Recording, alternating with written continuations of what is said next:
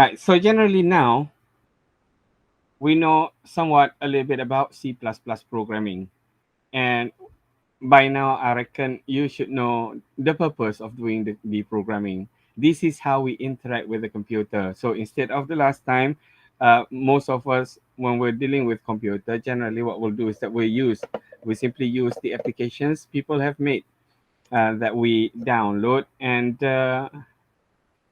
that's how we interact based on their interpretation or the programmer's interpretation of how the program should work. So basically, now we are working on how we want to interact with the computer, and how to go about sending messages to the computer, instruct the computer how to solve our problem. Uh, we define everything. Yeah, we define everything from this moment on. That's what we are going to do. But of course, in the beginning, we are trying to get to know how to go about doing that, by asking the computer to do what we intend to do. And last week we've come across terms like identifiers, in which we want to allocate some memory space for the computer to store our data, how to go about printing the data, how to go about formatting the output, and stuff like that.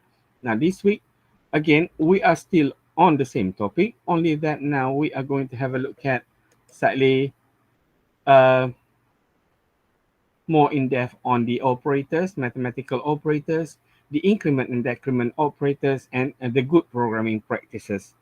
So, without further ado, let's get going with the arithmetic operators. So these are the things that we would normally use with computing with mathematics. The addition, subtraction, multiplication, division, modulus of division, decrement, and increment. What are they? Yeah, the 7 arithmetical operations supported by the C++. So again, I believe you have already covered this in mathematics in high school, that there are precedents in mathematics. So the order of precedence is like this. The highest precedence is plus plus minus minus. Then what is that? Why is it like, Minus. it shouldn't be minus, isn't it? Minus should be here. Yeah. I think should be the bracket. It should be the bracket. Next, we have multiplication, division, and modulo. And of course, the lowest is or has got to be the addition and subtraction. The precedent rules specify which operator is evaluated first, then two operators with different precedence are adjacent in an expression. Evaluate operator with highest priority. Associativity rules specify which operator is evaluated first, then two operators with the same precedence are adjacent in an expression. Evaluate from left to right. The parentheses may be used to alter the order of evaluation. They are forced an operation or set of operation to have a higher precedence level. I'm sure you know about this. Have you any question on this part?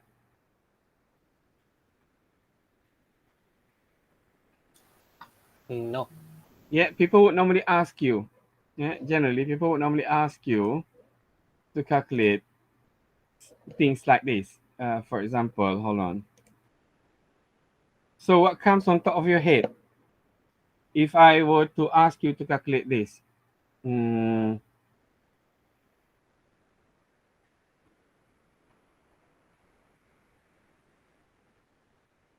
what is it?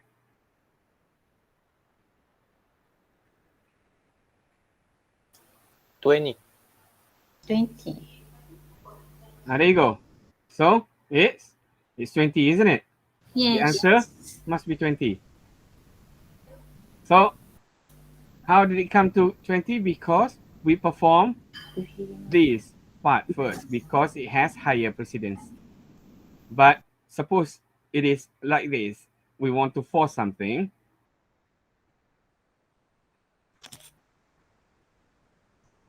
Then what will be the answer? 32. There you go. We try to force higher order precedence on here by including the parentheses.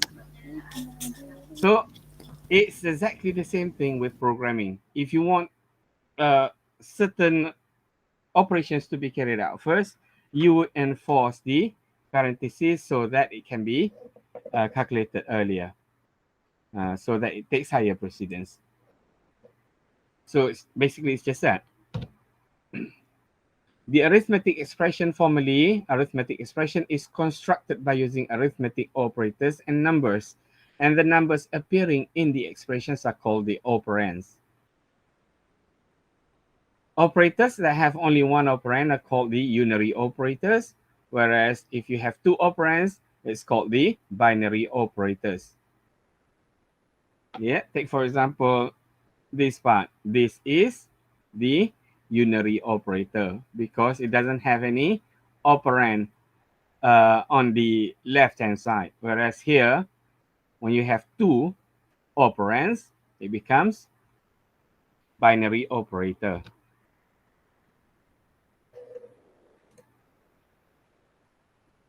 So basically, this is something of a revision, something that you have studied in primary school. We have the subtraction, addition, multiplication. Yeah, always remember multiplication is using the star sign, the asterisk.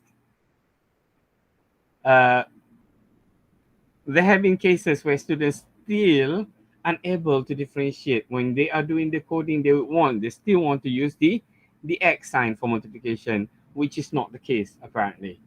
Yeah, if you do that, then your answers will be wrong. Despite writing on paper, you still have to put the symbol for multiplication. All right, we have the division. We have the modulo. Do you know what is a modulo? Don't know. No. No. No? No. Okay. It's easy. No worries. It's easy. Now we have 3 mod 2. What is the answer?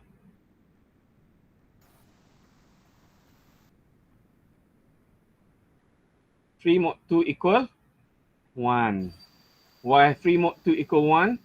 So basically 1 is the remainder.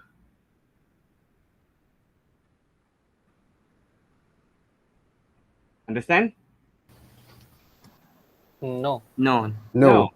No. Okay, take for example 5 mod 3 equal 2. So That's basically, 5 divide by 3 equal 1. 3, we have a remainder of 2, and that 2 is passed here. That is the answer. Just like minus. oh, so it's the balance we get when we do division. There you go.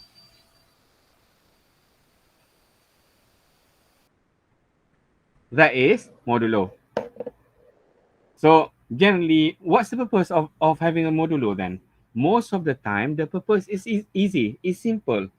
Suppose we want to find out whether a number is an odd number or even number. How do we do that? Suppose we have a value of 535.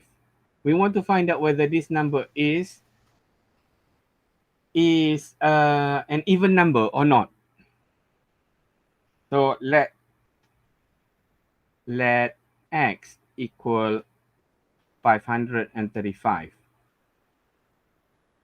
How do we find out whether x is an even number or an odd number?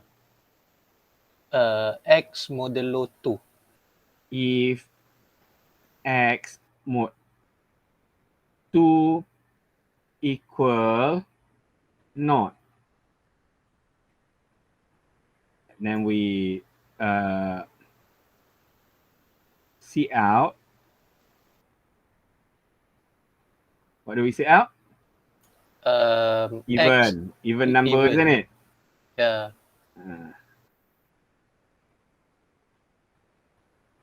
Else the out odd. All right. Any question?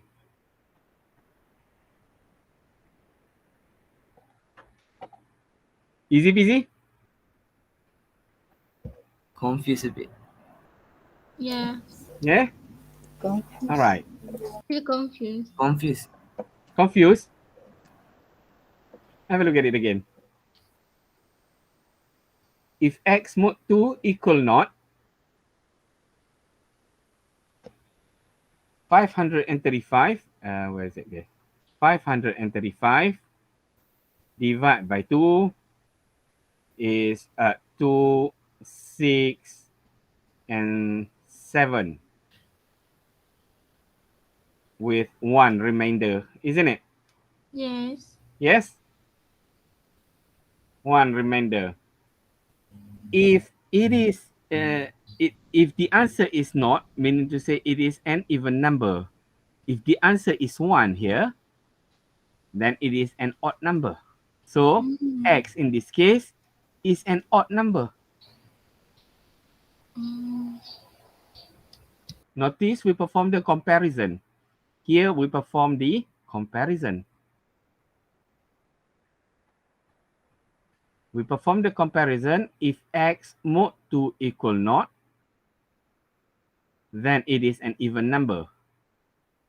If it's not, if it's not 0, then it is an odd number. In this case, when x equal to 535, x is actually an odd number because the results from the operation here is 1. This is not assignment. This is comparison. Equals. Not assignment. Yeah? So let's say if we change that to 4 instead of 5. So the answer is apparently not. So x mod 2 is not equal not. Then the statement becomes true. If true, it will display even number. Yeah, 535 x mod 2 equal 1. 1 equal to, sorry, 1 equal not. This is false. False, it will go here. Odd number.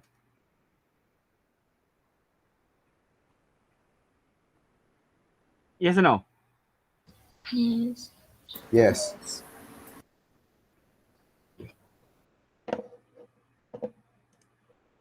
Move along.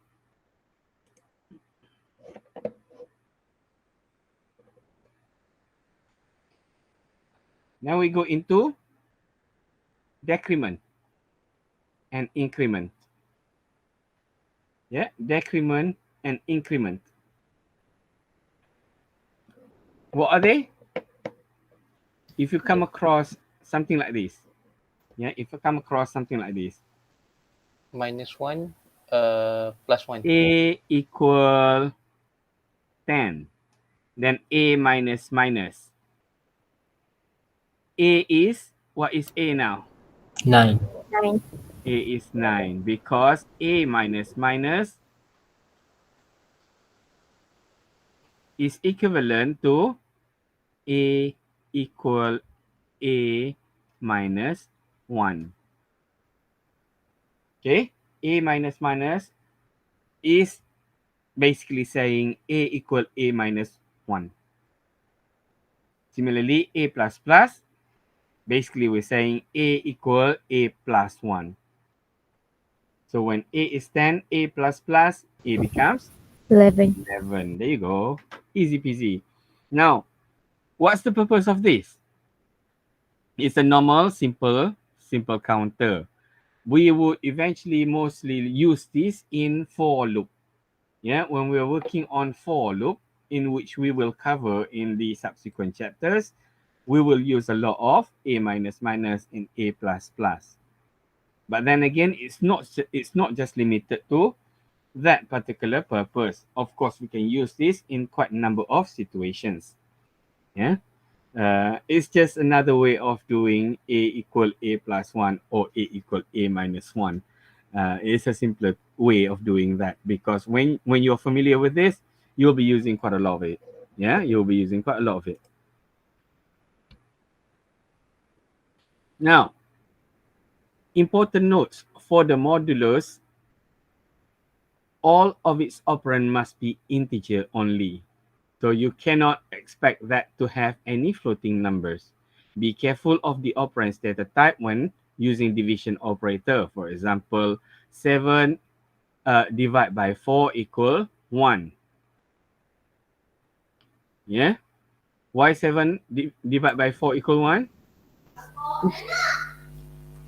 Because the remainder is 1. No, this is division. Oh, division. Oh, Why is it 7 divide by 4 equal 1? because they use integer. Exactly, because we use integer here. When we use integer, it will only take the Only what is it? The results without the remainder. Yeah. 7.0 divided by 4 equivalent to 1.75. Minus 1 divided by 4 equal 0. Minus 1 divided by 4.0 equal 0.25. So, generally, if your answer does not reflect the results that you are expecting, maybe you can try to add some values there. Yeah, you add some floating numbers. Then only you will be able to get the results. Understand? Yes. Yes. Now, for the errors, I'm sure we will come across plenty of errors. Yeah? So if you are working on the coding, you will definitely come across plenty of errors. And there are many different types of errors. And these are some of the examples. We have the runtime error. We have the syntax error. We have the logic error. What are these different errors? The runtime error refers to occurs during the execution of a program and are detected by the compiler. The syntax error is an error in the structure or spelling of a statement, and this error can be detected by the compiler during compilation. So this is during compilation. This is, of course, during the execution. And we have also the logic error, refers to the unexpected or unintentional errors resulted from some flaw in the program's logic. The logic error is very difficult to detect since compiler cannot detect this error. And the only way to detect it is by testing the program thoroughly and comparing its output against manually calculated results. So that is called the logic error. Let's have a look. Attempting to divide by 0 in the above statement causes a runtime error, such as floating point division by error or divide operator exception. So A is not, B is 7. Result equal B minus A. That's 7 divided by 0. It's not possible, isn't it? Yes. Yes. Yeah. So that will cause runtime error.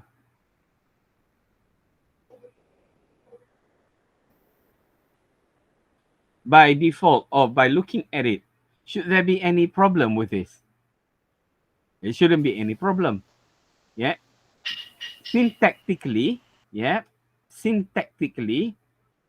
this is correct. This statement is correct. But when we put on the value here, it will cause division by 0. That's when it will result in the error. That's why it's called the runtime error.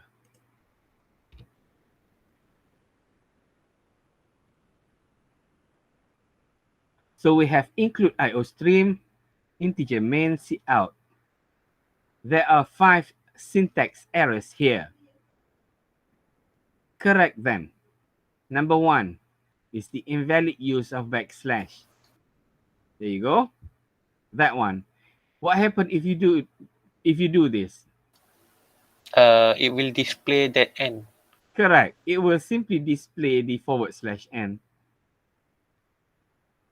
Missing semicolon in line 6. There you go. You have or you must terminate your line with a semicolon. Missing ski out. The keyword cout is misspelled on line 7. Be careful. Invalid use of insertion symbol. Line 7. Yeah, when you see out, the direction is the other way around. When you see in, only you go to that line. Missing closing quote in line 7. There you go.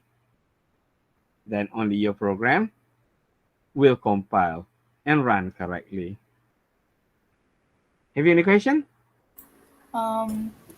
What is the correct way to use the /n? We'll save your question until the next slide. All right? Okay.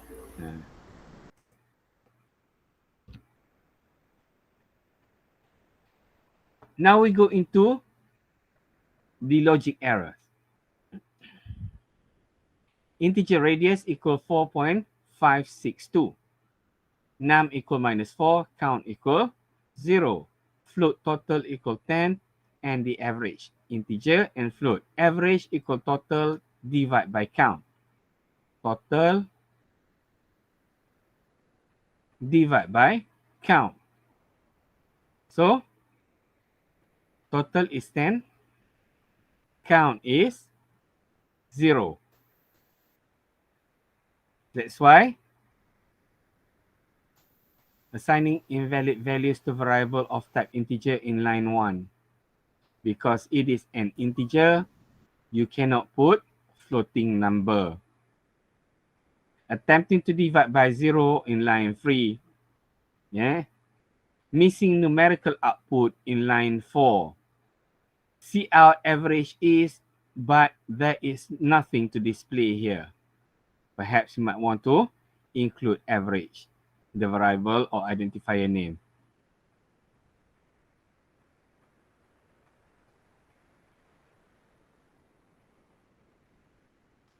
And taking the square root of negative value in line 5. The square root of num is -4, is square root of num.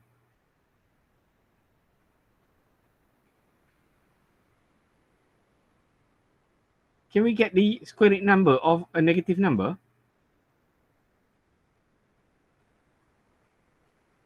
It's not possible, isn't it? Math Yeah, error.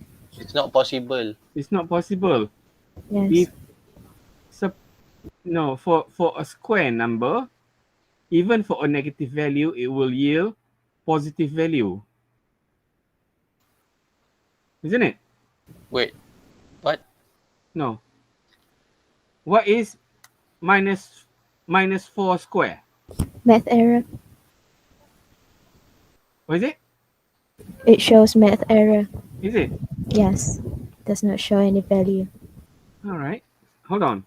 Calculator.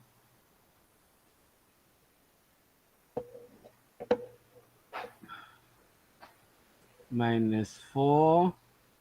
Hold on. Can we get 4 square? 16. Square root. No, hold on. Now we want to get the square value.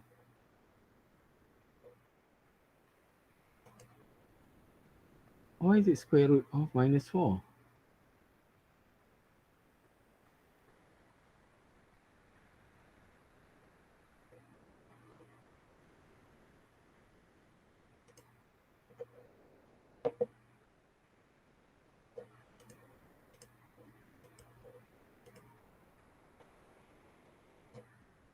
not minus square root of minus 4. There you go. Invalid input. There you go. So you cannot get a square root of a negative number.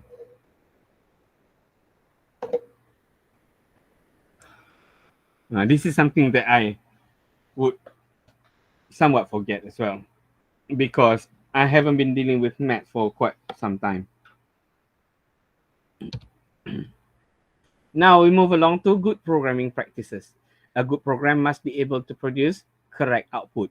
For that, a different set of input data is used to ensure the readability of the output. A good program must be designed to be efficient and reliable in the sense that it produces no errors during execution process. Also, the program must achieve its purpose so that the final result can be trusted. Thus, it is important that the program is outlined first during using the pseudocode or flowchart tool. And that way we can easily troubleshoot should there be any problem with the program.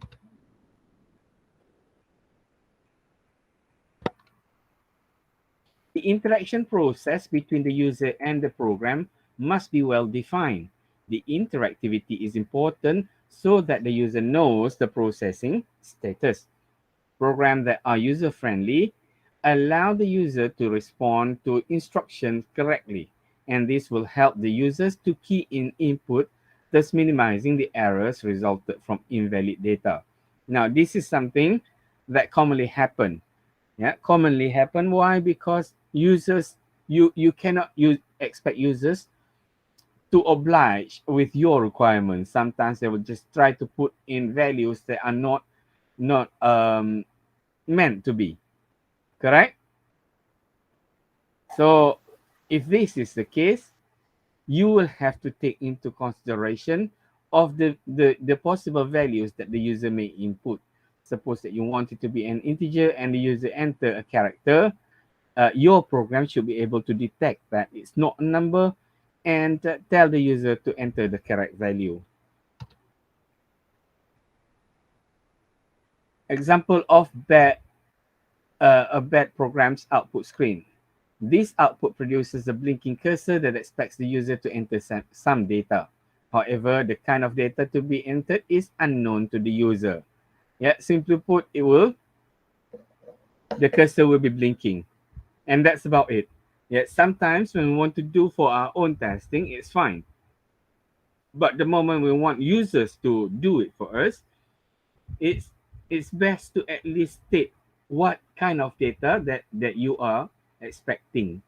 Do you understand? That's why we have things like name, colon, then only we have a blinking cursor, isn't it? Yes. Yes? Yes. So user can expect, oh, this is where you enter your name. Please enter 2 integers. This output screen tells the user what will be achieved when entering the input data. The instruction helps the user to enter data to be correctly processed by the program. This program adds 2 integers. Please enter 2 integers. Then the user can enter 2 integers.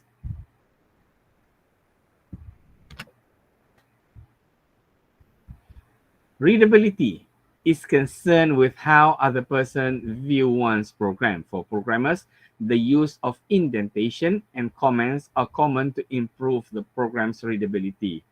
Indentation. It helps in making the structure of a program clearer and easier to read. A statement within a statement should be indented to show the user which statements are subordinated of the other. Yeah, in C++, of course, you can write in a single line for the whole program. You can do that. But for those of you who have studied, what's that? Python.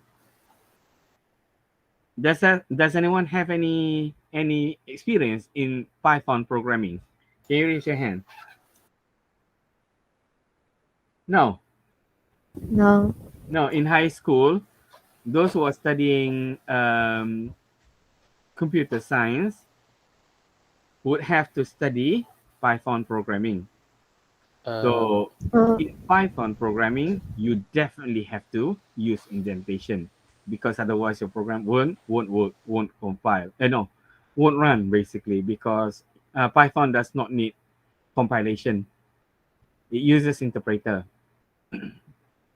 But in C++, since indentation is not mandatory, it is still advisable that you use indentation, primarily because it makes it easier not only for you to troubleshoot, but also for users to read. Take, for example, if someone gives you uh, a well-presented present and the one that looks extremely ugly, which one will you be interested in? in the not ugly one. Not the ugly one, yeah? The one well presented. Yeah. Essentially, this is also the reason why you are going to give me this present, expecting me to read. So it's advisable that you try to indent and make the code nice. And by making it nice doesn't mean that it's going to be difficult. Again, personally, yeah, this is a suggestion after indentation. This is before indentation. So everything is like that. If score is greater than 90, you have the opening bracket, you have the closing bracket, and then we have else if, you have the opening bracket, and you have the closing bracket. And here we have the after indentation. That's how it looks like. But personally, yeah, personally, how I would code.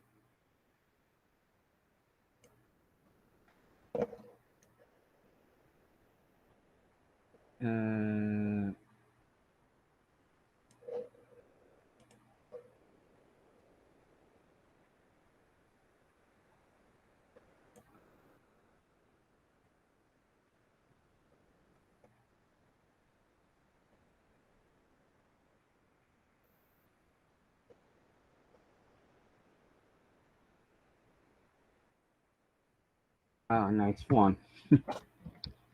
Score is greater than 90. Opening bracket. Hey, it doesn't work. No, hold on.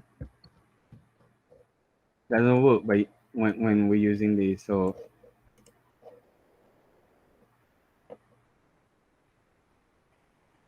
clear canvas. Let's try to run FCPP.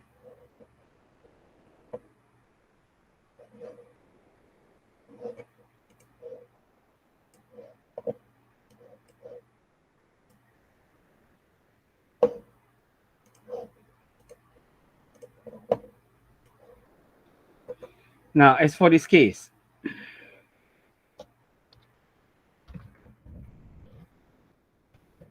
score is greater than 90. This is how I would write.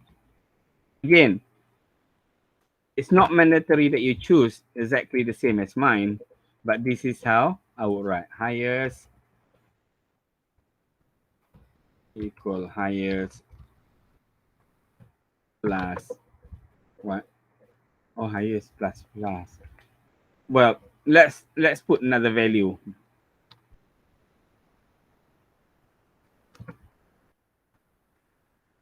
And sometimes I may also put like this.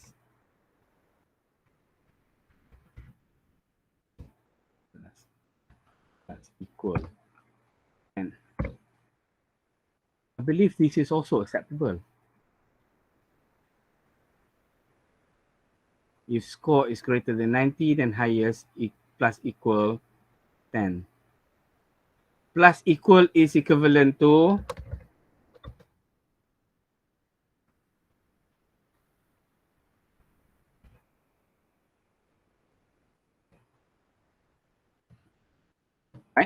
They are the same.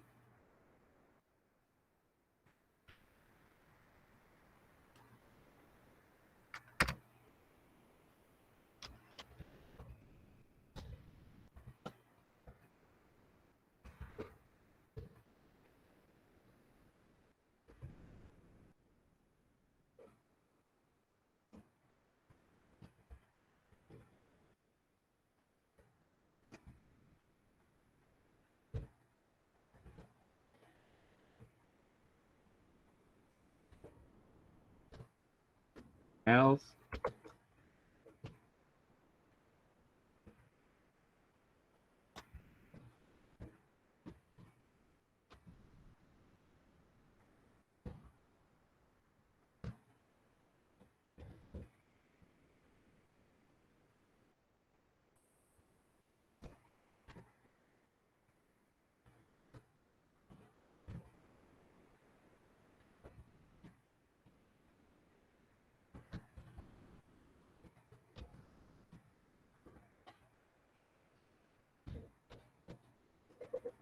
So that's how I would type.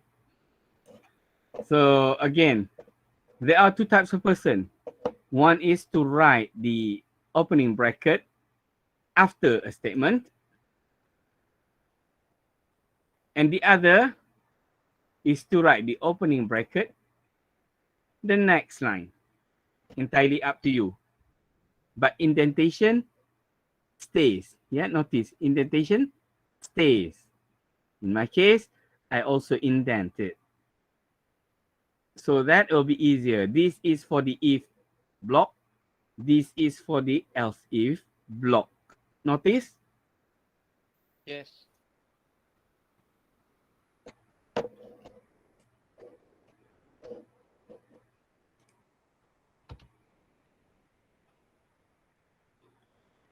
Still on the good programming practices, we have comments. Some explanatory notes or comments, sometimes referred to as the internal documentation, should be placed in the program coding to improve its readability. In other words, comments are there for the convenience of anyone reading the program. Comments can be placed anywhere within the program and they will not be executed by the compiler. Commenting out a section of a code is very useful in debugging process.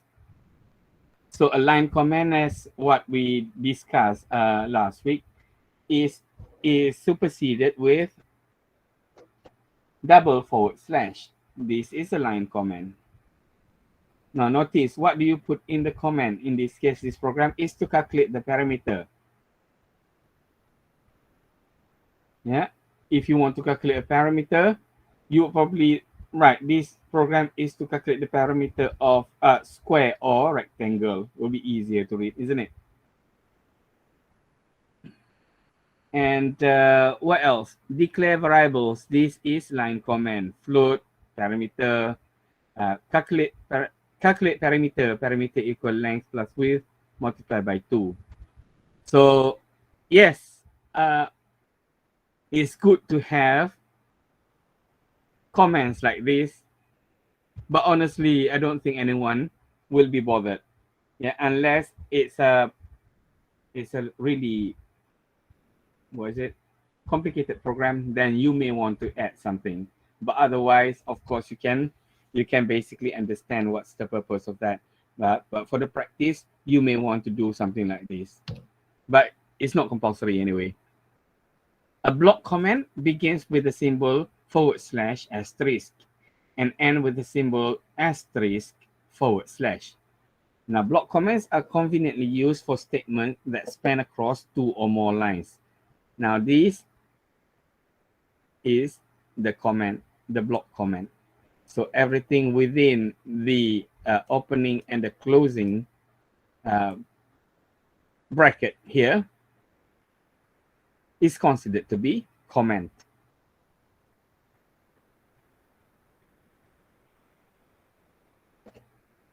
The last time when we studied, I remember the last time when we studied, we were made to include this part. We were made to include this part into practice. And it is also advisable for you to do this as well, at least for the purpose of identifying who is the programmer, for which code, something like that, and the purpose of the program. At least this part is somewhat important, personally. It's not too much anyway. Now, coming back to the question earlier, the combination of backslash and specific character are called escape sequences. The escape sequences change the meaning of the character that follows it. And those escape sequences must be within quotation marks. Table to illustrate some escape sequence. We have \A for audio bell. I've never used this. \B for backspace. \F for form feed. \N for new line. \R for carriage return. \T for horizontal tab. \/ for the \/ character. If you put a single \, it won't be printed because the following character will be treated as the escape character. So if you want to put a \, you have to do it twice. \, a single quote, is for the single quote character. \double quote is for double quote character. \not is for null ASCII of 0. Now, we normally use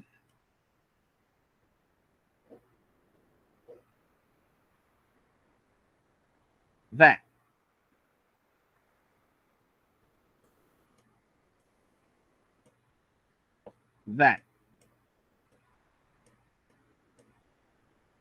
These are the two that we would normally use. The last time we also used carriage return.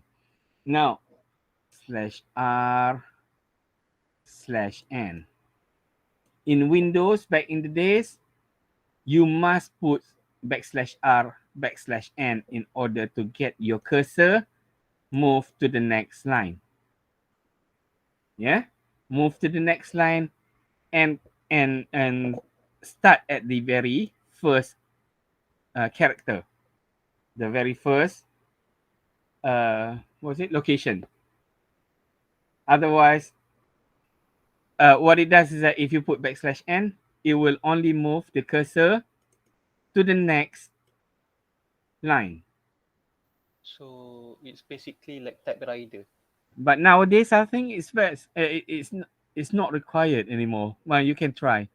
So sometimes you may have to combine \r/n. Sometimes you can only put \n depending on the situation. But most of the time, I would use \n and \t. \t is for the tab. Do you know what is tab? Yes. And the rest of the class, do you know what is tab? Yes. Yeah. Now, if you know what is tab, then it's fine because you see, not to undermine you, but sometimes people are not familiar with computers, and the tab is not something that people normally use, and that's the reason why I ask. No, I don't know. You don't know.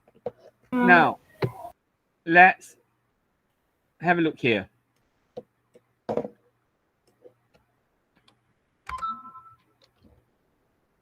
If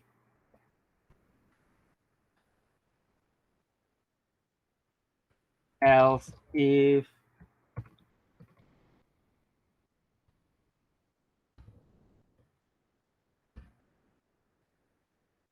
so if you notice here, when we open a bracket, we move to the next line, it is indented. We can press the backspace and the cursor is at the beginning. If you want to move back to the location, we can press that. If you want to move further, we can press another tab. Move further, we can press another tab. But if you want to move back, you can press Shift tab. Okay. All right, this is the purpose of tab. Now, What's the purpose of having \t then? When you put \t, remember the last time we want everything to align together. For example, when you want to see in. So instead of see out, oh no, hold on. See out that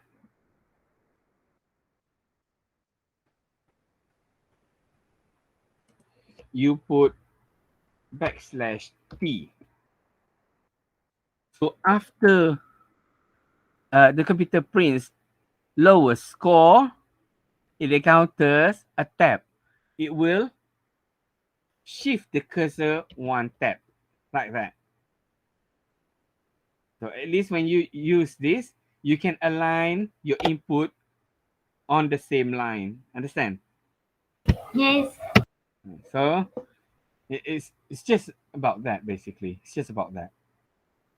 And as I was saying, we don't use many of these, except for new line and the horizontal tab.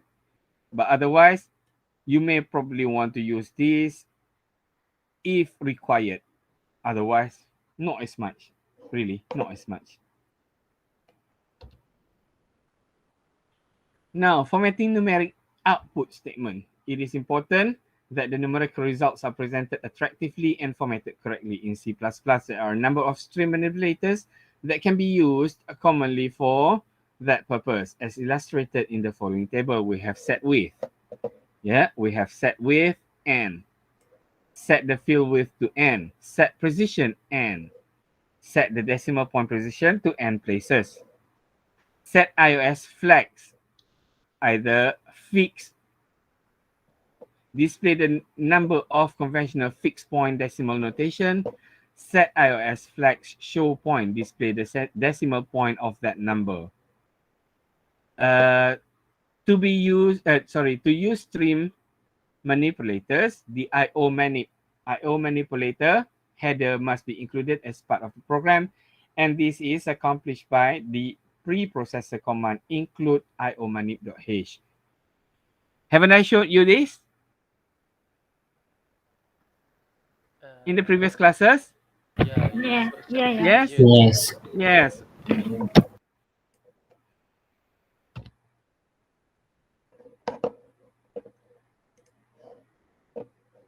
So more examples. Set with 8, 15. Set with 8, 256.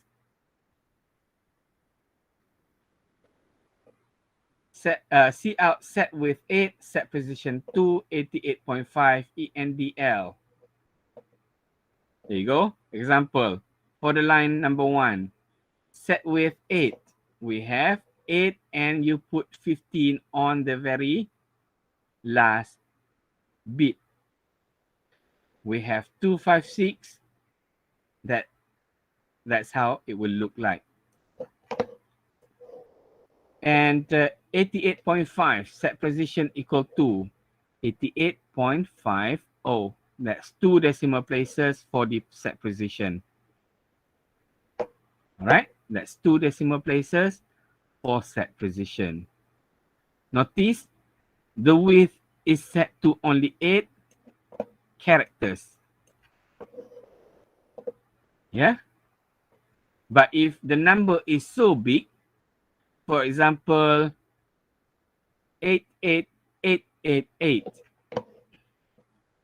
888.50, if you have another value, there will be a problem because we have set the width of the output to only 8 values.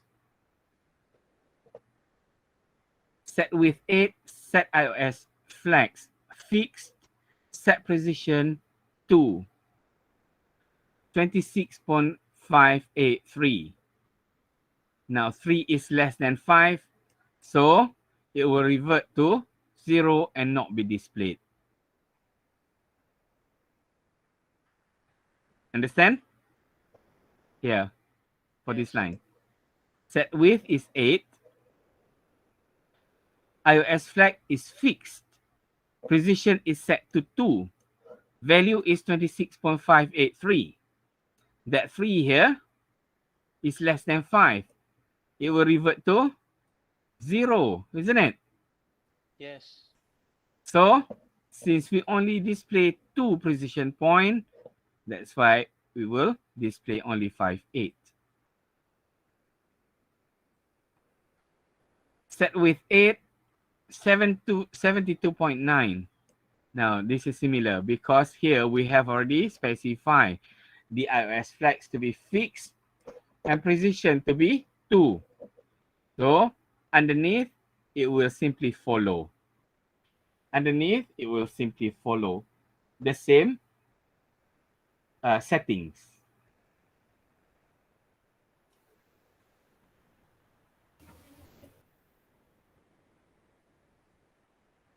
Any question? So which means we don't have to write it again? Yes. Okay.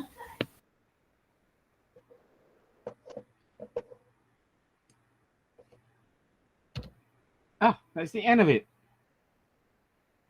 Any question?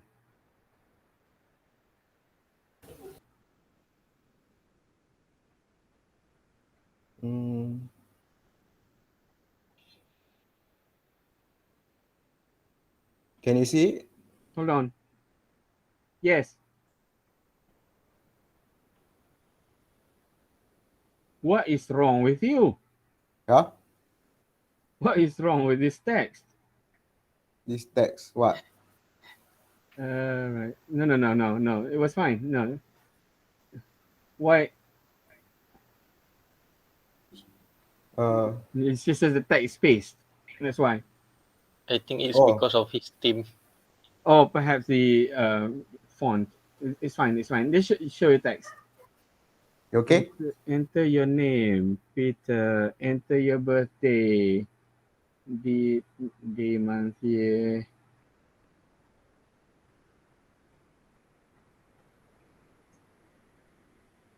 Age equal current year minus year. Next year equal age plus 1. See out high name. There you go. Yes, next year you will be next year. Yes, easy? Yeah. Class, any question?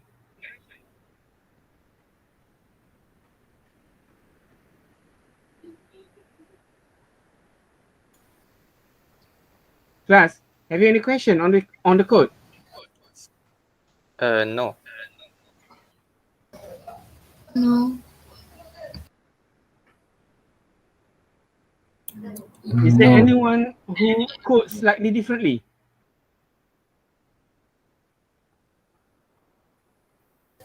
Have you got any other style? Different style?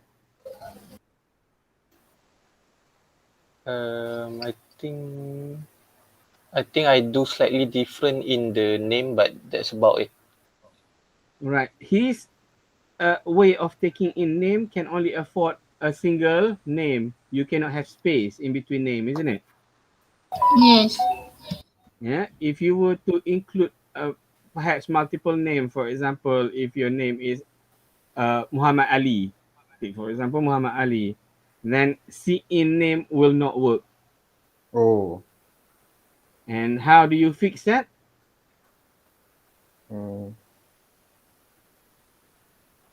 I don't know. You use C in dot get line. Dot get line. Yes. Oh, okay. What we studied last week, C in dot get line. Only that now that you're using string, can you help change instead of C in, you change that to C in dot get line. Let's see whether that will work or not because you're using string. At this C in dot get line. dot get line. Like this? Remove the insertion point because after get line you have to put bracket. Bracket. Oh. Bracket for parameter instead of that remove the two characters. The two character this. Yes, that's one. Remove the two characters Yes. and replace that with the opening bracket. Opening bracket. This. Yes, and put name inside the bracket. Okay, okay. Wait, yeah. Like this? Comma. Comma. Wait. The size is say 50 characters. Notice stream size. Like this. 50. There you go. And try to compile and run. Compile in. Wait. All right, there you go. There's a problem there. The problem says no matching function to call char getLine string integer. All right. It won't work because you're using string. Oh. So if you are using, now perhaps you might want to change. So instead of using string, you can change to char. Char. Char. Like this? Yes. After name, you put square bracket. Name square bracket. Yes. Square bracket. Yes. Square After bracket. name. After name. After name. Square bracket. Yes. Put square bracket. What is square bracket? A bracket with square. Beside P. there Beside. you go. Oh, ni. Like this. Yes. Hey, no, that is a curly bracket. Oh, okay, okay, okay. Like this. There you go. And put 50 inside. So 50 characters. 50 character. And try to compile and run. See whether it will run on will compile or not. Yeah. There you go. And put Ahmad Ali. Ali. You see? 2021. All right. The only thing that I want to comment is notice how he changed, entered your birthday date, DDMMYY. That YY represents only 2 characters, yeah? Oh. So that's why in the bracket in the question it says DDMMYYYY. So meaning to say you have to put 4 characters, 4 for the day, characters. for the Okay. year. All right? Okay. So that is the only comment lah. Yeah. Generally, if you put YY, people would see that and only put 03 instead of 2003. Yeah. Right? Okay. So yes, that's it. Thank you. Okay. I will start Any other question? sharing. Yes, you may. Yes, you may. Any other question? I'll show you mine as well. Entire window.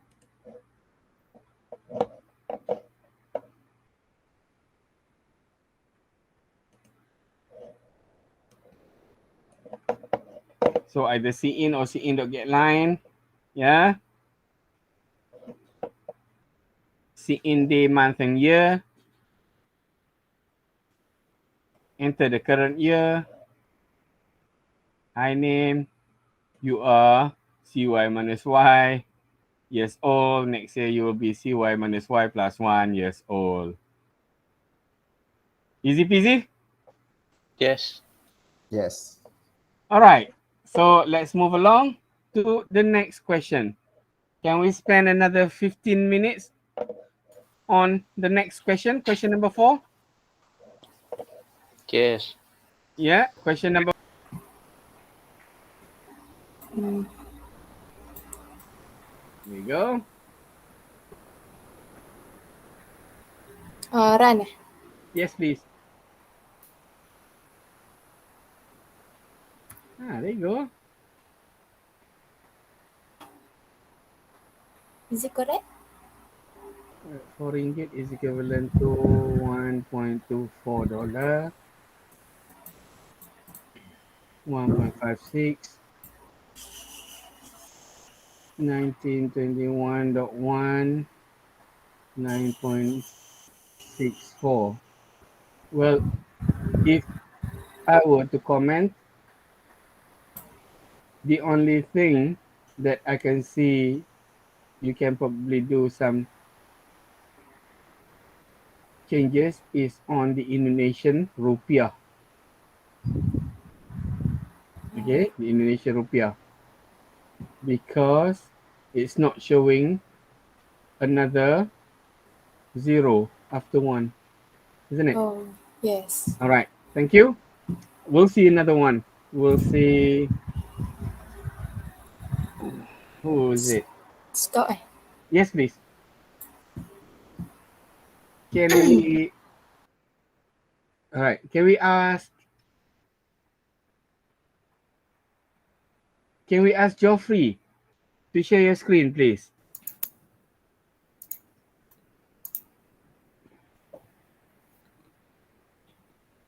I don't know how to do for this one. No. It's fine. Yes, that's how you do it. Oh, Yes, that's how you do it.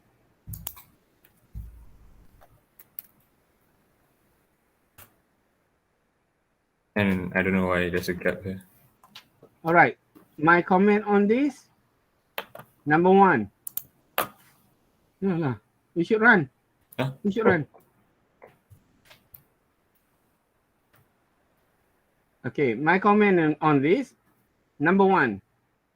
When you want to enter the RM, that 100, Yes. as we were discussing earlier, on the good programming practices, it is best to write something. Yeah, it is best to write something, as in to write again RMXXX or whatever. So people know what to put in there. Understand? Yes. Right. That's number 1. Number 2, of course, the indentation is fine. You can do that. Number 2, my concern is it's not a floating number. So you should possibly work on the set iOS flag that we studied earlier. All right? Okay. All right. That's about it. So how do you fix this gap? All right. How do you get that? Let's say number 2, ENDL.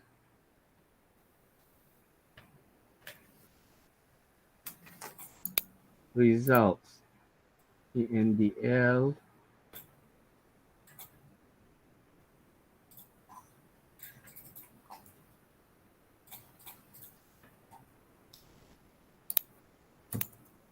Okay.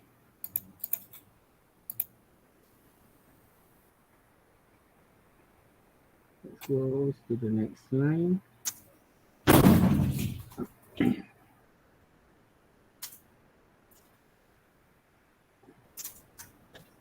Now, let's try. I don't know. Honestly, I don't know. Let's try. Put the cursor before number 1. Yeah. Yes. All right. Now press backspace. And now press enter. No, hold on. No enter, but space bar. Now try to recompile and run again.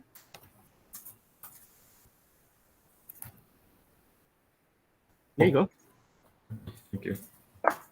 In my understanding, you may likely have pressed the tab button. Oh, think so. Yeah. Okay. Let's have a look at. Can we ask Aiman to show his work as well, please? Yes.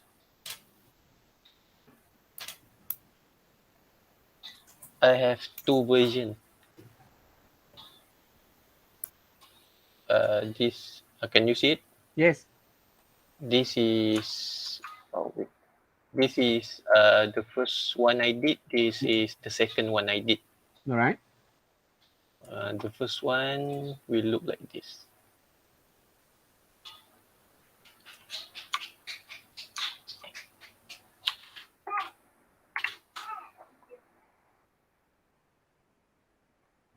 All right. And the second one will look like this.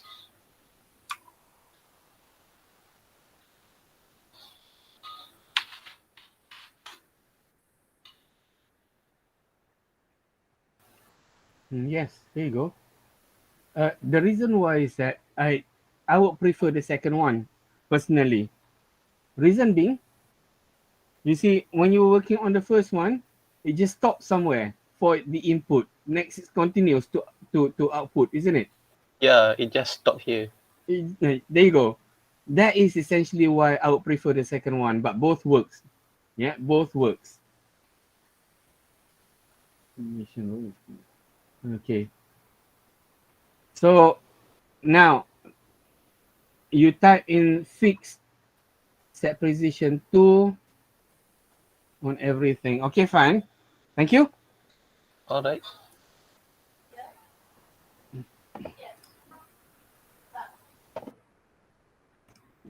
This is my version. Also, although you can see that mine is not that interesting as opposed to what you have done. Yeah. Mine is, and I forgot to put the numbers, but nevertheless. Let me bring this up and bring this down. There you go.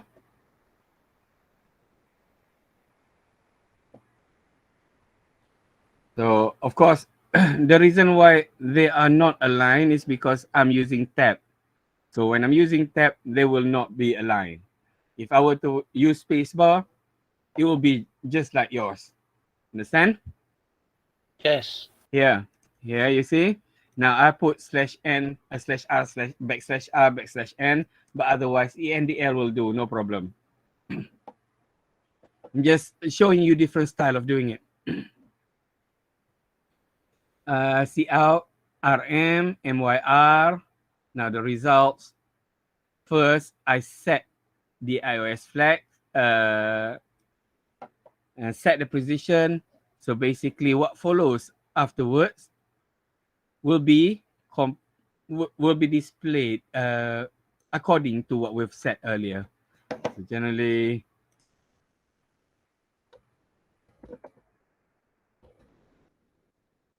here you go.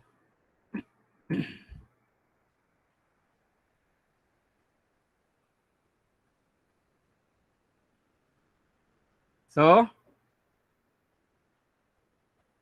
it's not wrong for you to type in set position all the time.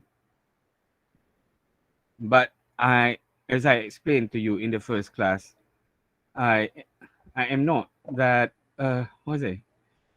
Well, I just don't like to repeat myself so many times. That's the reason why I do it like this. Yeah, personally, I don't like to repeat myself so many times. So I just said it once and everything will follow exactly as it is. Easy? Yes. Yes. Yes. Yeah? Not difficult, isn't it? In fact, it is simple, isn't it? Yes. It just. How about if you work on this?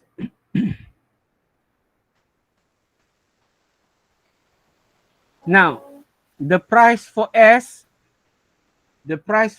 is 150.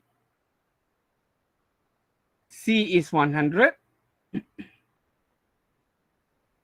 100, 150, 200. Is that right? What again? I want you to create a program to answer this question. Notice it will calculate the price after discount. Correct? Yes. C, the price for C is 100. S is 150. M is 200.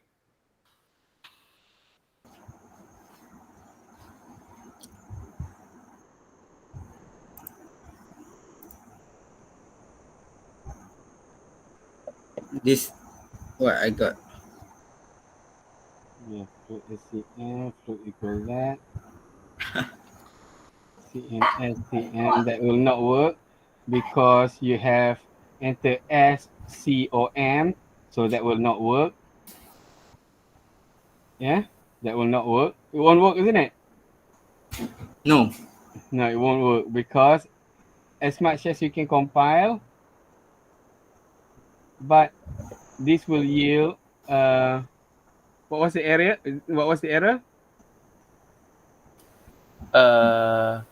syntax, not syntax, what we call logic error. Yes, this is the logic error. That is fine. We'll have a look at another version. Thank you. Okay, thank you. Aiman, would you like to show, please? Yes.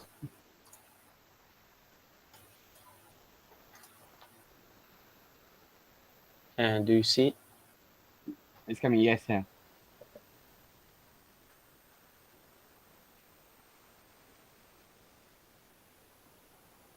Right. This is a long way of doing this.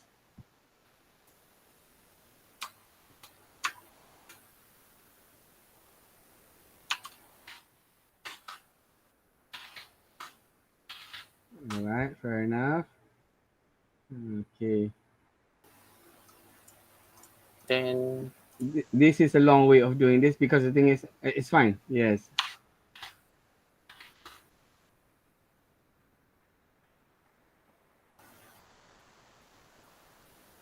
Basically, if you look at the question, it is basically something else. All right. yeah, As much as the program runs, but it does not answer the question. Yeah, it does not answer the question. So let's have a look at my version of the code. all right.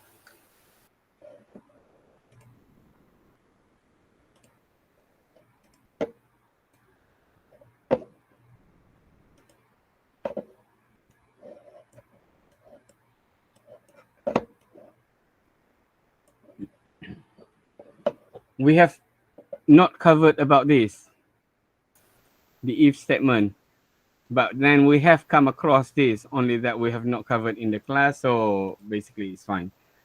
Now, the question ask the user to enter either C, S, or M for the product code, and we specify C is priced at 100, S is priced at 150, M is priced at 200.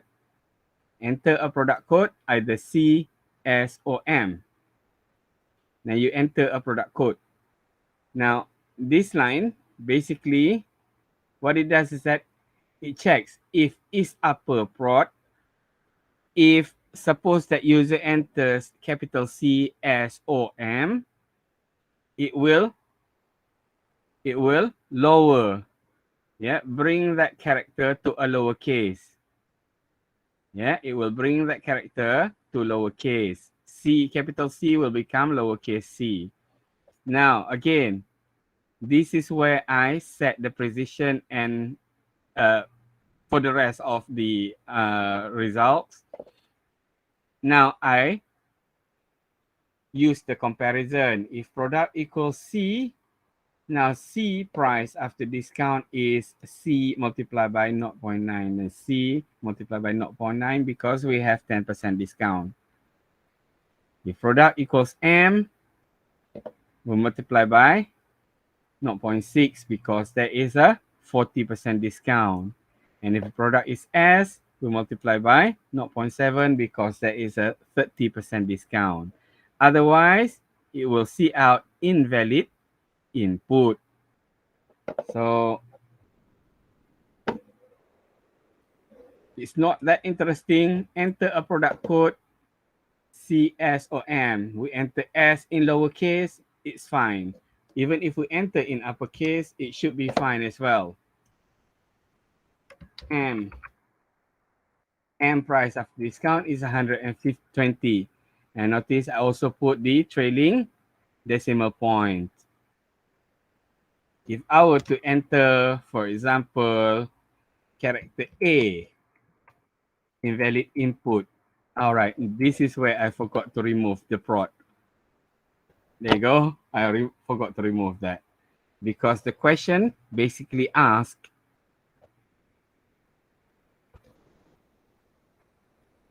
to display invalid product type instead of invalid input, invalid product type if the user enters a wrong input.